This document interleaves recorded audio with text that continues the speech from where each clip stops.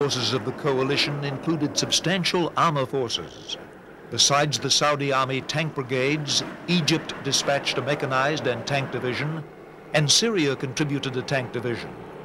There were armored forces as well from Qatar and Kuwait. Both the Egyptian and Syrian armor forces had seen combat decades earlier in their wars with Israel. The dominant land weapon in modern desert warfare has been the tank. This would be the case in the Gulf War. The majority of Iraqi tanks were older Chinese Type 59s or the similar Soviet T-55s.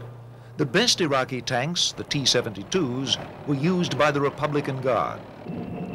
U.S. Army tank formations, although outnumbered, were much better equipped than their Iraqi counterparts.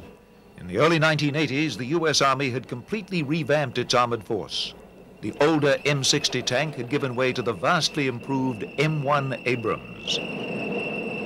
There is no tank on the battlefield anywhere in the world, certainly not on this battlefield, that even comes close to matching the M1A1 heavy armor.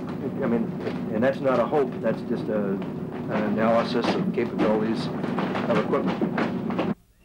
The M1A1 Abrams had advantages in nearly every category over its best Iraqi opponent, the T-72. It was more thickly armored. During the subsequent fighting, the M1 tanks were hit on several occasions by Iraqi T-72s, but without a single tank being knocked out. In contrast, the Abrams 120mm gun, combined with a more advanced fire control system, allowed the Abrams to engage and destroy Iraqi tanks at long ranges before the Iraqi tanks were effective. The British counterpart of the M1A1 Abrams is the Challenger tank, which had many of the same advantages over Iraqi tanks as its American cousin. Not all of the Allied tanks were state-of-the-art. The older American M60A1 tank was used by most Marine units as well as the Saudi and Egyptian armies.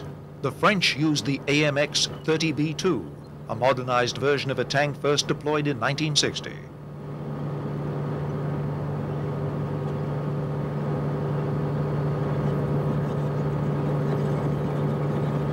The Syrians used the T-62 tank, much the same type of tank as the Iraqis themselves.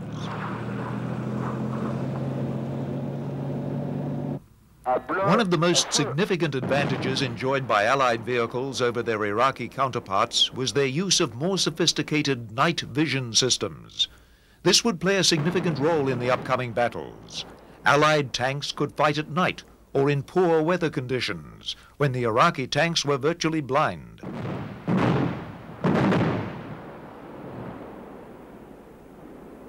Obviously, we'd rather conduct defensive operations at night, taking advantage of our night vision devices, taking advantage of our ability to move undetected and get in behind enemy lines and disrupt their ability to conduct a defense. So we'd rather use the night to our advantage.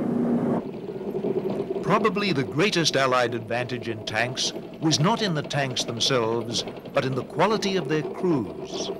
What the Gulf War would show was that tank fighting demanded more than simply good equipment. The training and skill of the tank crews would prove central to the performance of tanks in combat.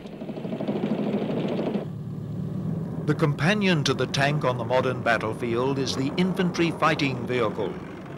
In contemporary tank warfare, the infantry rides into battle within the armored hull of a fighting vehicle. The infantry can dismount near the battle line to carry out its traditional combat missions. The armored infantry transporter allows the infantry to keep up with the tanks and gives the infantry protection against enemy small arms fire and artillery airbursts.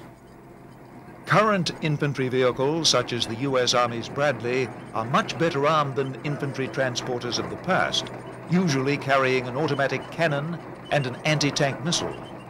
Infantry mobility would be a prime requirement in any upcoming desert land campaign. Distances in the desert are vast, and the infantry needed a vehicle capable of moving them at the same pace as the tanks and other vehicles.